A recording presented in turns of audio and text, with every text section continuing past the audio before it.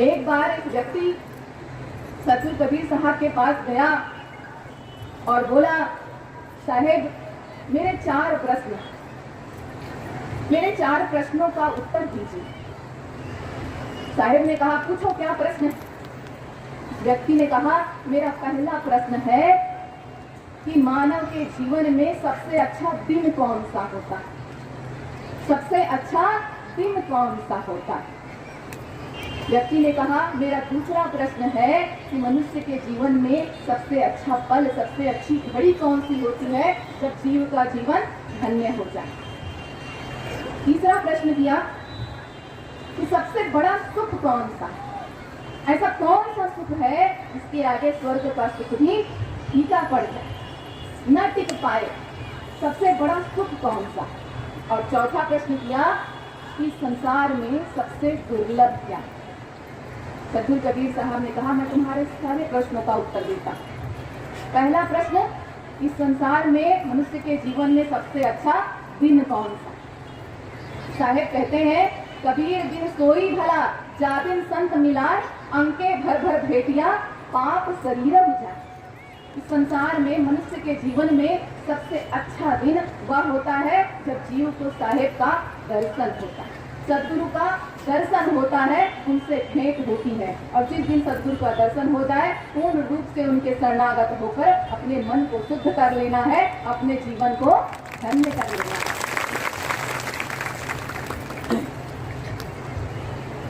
दूसरा प्रश्न कि मनुष्य के जीवन में सबसे अच्छा पल, घड़ी कौन सी होती है? तो साहेब ने कहा, कबीर संगत साधु की, साहेब की आवे यार, लेखे में सोई घड़ी, बाकी का दिन बात। जिस पल, जिस क्षण, जिस घड़ी सदगुरु का मिलन हो जाए, सदगुरु का दर्शन हो जाए और सदगुरु के ज्ञान से यह जीवन धन्य हो जाए, परमात्मा से जीवात्मा एक में एक हो जाए, जीव को आत्म ज्ञान हो जाए, वही पल, वही क्षण, वही घड़ी श्रेष्ठ है। साहेब कहते हैं, एक घड़ी आधी घड़ी, आधी की पुनियार, कबीरा संगत साधु की, कटई कोट यकरा।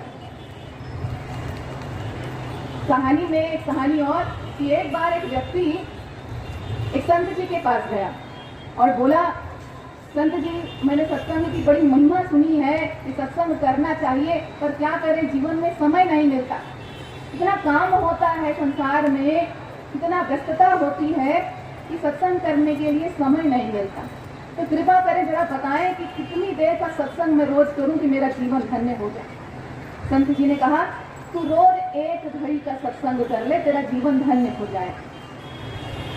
1 घड़ी 22.5 मिनट की होती, तो 1 घड़ी का सत्संग तू रोज कर ले, तेरा जीवन धन्य हो जाए। व्यक्ति बोला, रोज 1 घड़ी 22.5 मिनट का समय निकालना बड़ा मुश्किल है संत जी, बड़ी व्यस्तता रहती है, रोज रोज तो इतना समय नहीं निकल पाएगा, कृपा करें थोड़ा कम कर दें, थोड़ा कम में काम चल जाएगा क्या? थोड़ी दया कर दें, थोड़ा समय कम कर दें। संत जी ने कहा, अच्छा ठीक, जाओ तुम इस 1 घड़ी की आधी कर लो, आधी घड़ी की भी अगर तुम संगत इस आधी की कर लेते हो, सत्संग कर लेते हो, तो तुम्हारा जीवन धन्य हो जाए। व्यक्ति बोला, आधी घड़ी मतलब लगभग 11 साढ़े 11 मिनट रोज निकालना पड़ेगा।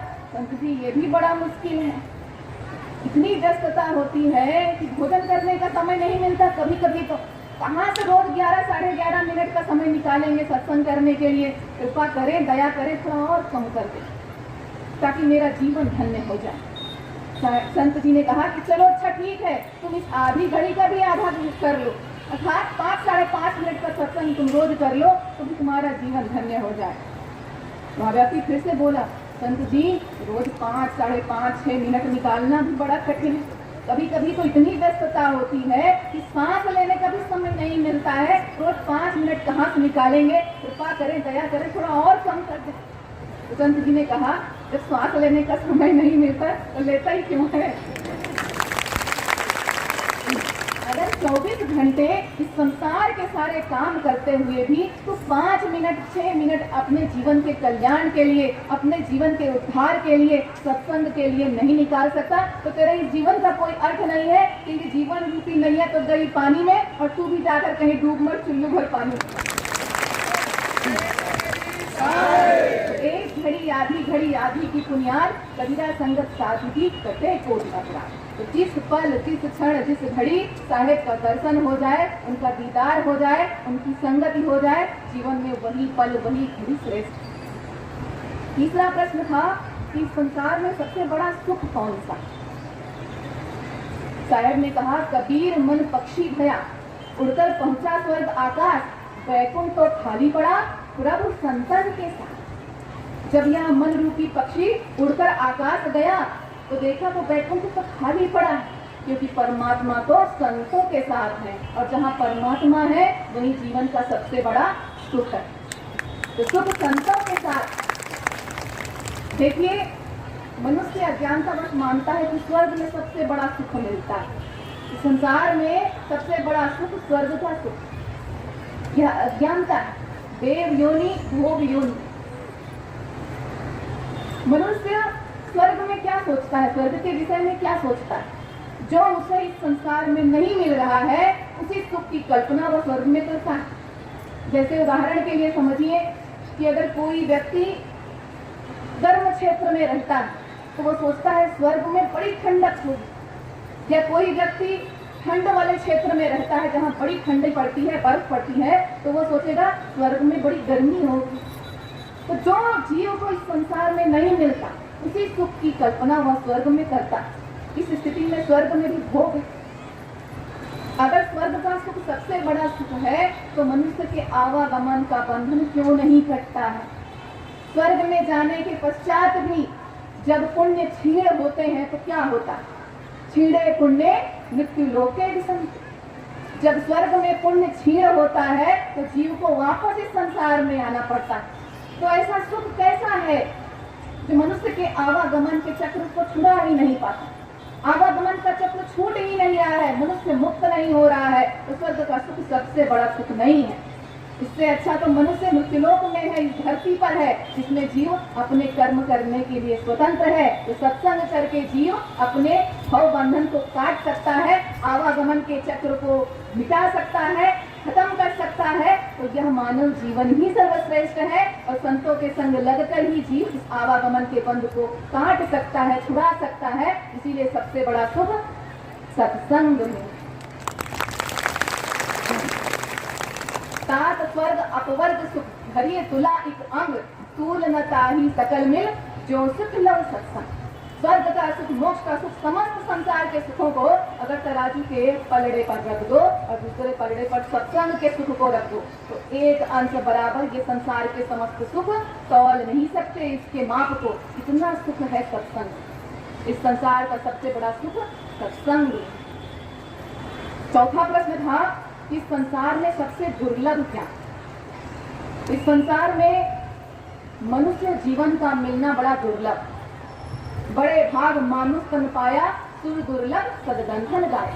84 लाख योनियों में भटकने के पश्चात यह अनमोल मानव जीवन मिलता है। तो मानव जीवन का, मानव तन का मिलना इस संसार में बड़ा दुर्लभ। और मानव जीवन मिल जाए तो उससे दुर्लभ क्या है? सत्य ज्ञान प्राप्ति की जिज्ञासा का हृदय में जागृत होना, सत्य प्राप्ति की मुमुक्षा का हृदय में जागृत होना दुर्लभ। हम कौन हैं, हम कहाँ से आए हैं, हमारा क्या स्वरूप है, हमारा जीवन में क्या उद्देश्य है, यह सत्य ज्ञान की इच्छा का हृदय में जागना दुर्लभ। आज मनुष्य अज्ञानतावश खाओ पियो मौज करो, ईट ड्रिंक बी मैरी में लगा हुआ।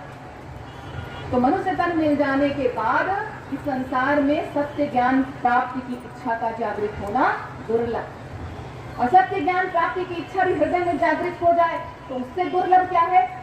सत्य ज्ञान प्राप्ति कराने वाले सद्गुरु का मिलना दुर्लभ।